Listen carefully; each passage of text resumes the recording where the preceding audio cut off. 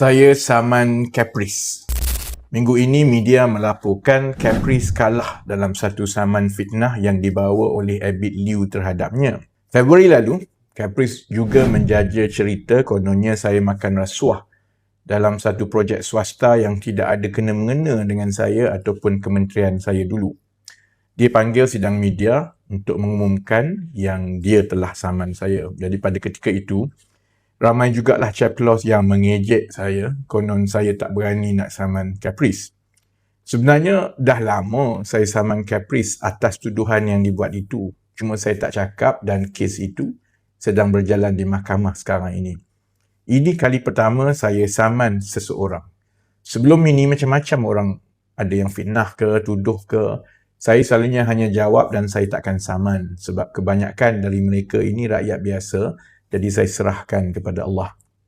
Tapi tuduhan Caprice itu adalah yang pertama kali menuduh saya makan rasuah.